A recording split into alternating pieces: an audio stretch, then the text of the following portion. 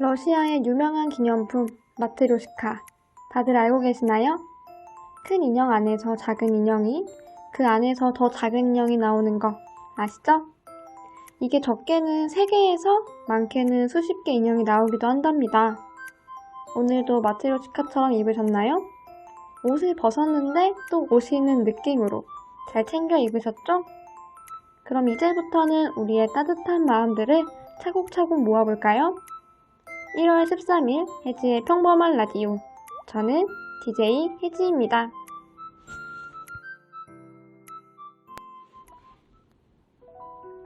첫 번째 소식입니다. 중대재해기업처벌법은 사업장 내 안전사고에 대해 사업주에게 책임을 묻도록 하는 것이 주요 내용입니다. 하지만 국회 심의 과정에서 사업장에 학교가 포함되면서 논란이 생겼습니다. 학교에서 안전사고가 발생했을 때 사업주와 마찬가지로 학교장이 처벌을 받게 되는 겁니다. 학교 현장에서는 교육계와 충분한 논의 없이 급작스럽게 이뤄진 결정이라면서 반발하고 나섰다고 합니다.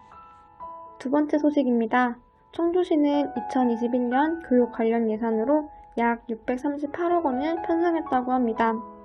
주요 내용은 다목적 도시의 신축 사업 등 교육 환경 개선 지원, 행복교육지구 운영 지원, 초, 중, 고 무상급식 지원, 초, 중 체육 우수선수 육성 지원 등입니다. 세 번째 소식입니다. 충북 충주교육청의 중학교 배정 프로그램을 개선해야 한다는 학부모 의견이 나왔다고 합니다. 한 학부모는 가까운 거리에 중학교가 3개나 있는데 걸어서 1시간 이상 걸리는 중학교가 됐다며 불만을 토로했다고 합니다. 중학교 배정은 지원자가 입학 정원을 초과할 경우 컴퓨터로 무작위 추첨을 해 이루어집니다. 1지망 학교에 배정받지 못하면 2지망 학교로 바로 배정되는 게 아니라 2지망 지원자들끼리 다시 컴퓨터로 추첨하는 방식입니다. 이런 이유로 2, 3지망이 아니라 4, 5, 6지망 학교에 갈 수도 있습니다. 문제는 충주가 단일 학군으로 지정돼 있어 자칫 도심에서 직선거리로 4km 정도를 이동해야 하는 상황이 발생할 수 있다는 점입니다. 학부모 A씨는 해마다 이런 문제가 반복되고 있는데 교육청은 규정 타령만 하고 있다면서 이게 탁상행정의 표본이 아니고 무엇인가라고 따져 물었고, 교육청 관계자는 학부모 민원이 많은 만큼 개선책 마련을 적극적으로 검토하겠다라고 했습니다. 오늘의 기사는 학대 아동 구조 후 돌볼 위탁 가정이 있나? 정부 지원 뒷전입니다. 정인이 사건을 계기로 아동학대 방지 대책이 쏟아지는 가운데 학대를 당한 아동이 가정에서 분리된 후 보호할 방안은 부족하다는 지적이 나온다. 8일 경찰 등에 따르면 연 2회 이상 학대 이심신고 대상 아동을 부모와 바로 분리할 수 있도록 하는 즉각 분리 제도는 오는 3월 시행된다. 하지만 전문가들은 가정 밖으로 나온 피해 아동을 보호할 마땅한 대체 양육시설과 지원이 없어 이런 무더기 입법의 실효성이 떨어질 가능성이 크다고 지적한다. 특히 학대를 당한 아동의 경우 전문 위탁 가정에서 특별한 보살핌을 받아야 하지만 정부 차원의 지원이 거의 없는 실정이다. 아동권리보장원에 따르면 사업 시행 이후 약 6년이 지난 현재 전문 위탁 가정의 보살핌을 받는 아이는 전국에서 60명에 불과하다.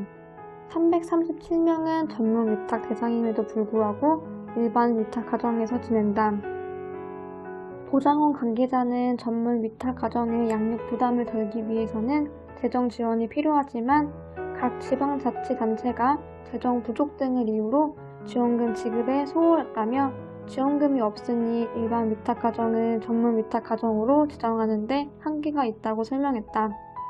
박명숙 교수는 학대 피해 아동과 장애아, 영유아 등은 일반 보호시설에서도 소외될 가능성이 커 전문 위탁 가정에서 양육하는 것이 바람직하다. 하지만 이런 시설이 너무 부족한 것이 현실이라고 말했다. 작년에 9살 남자아이가 여행 가방에 갇혀있다 숨진 사건부터 정인이 사건까지 가슴 아픈 사건들이 반복되고 있습니다.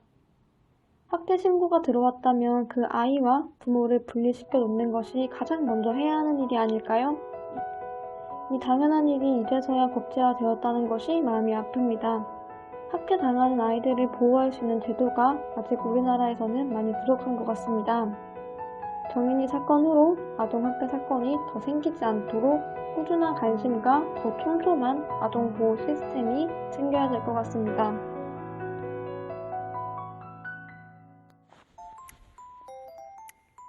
오늘도 함께해서 즐거웠습니다.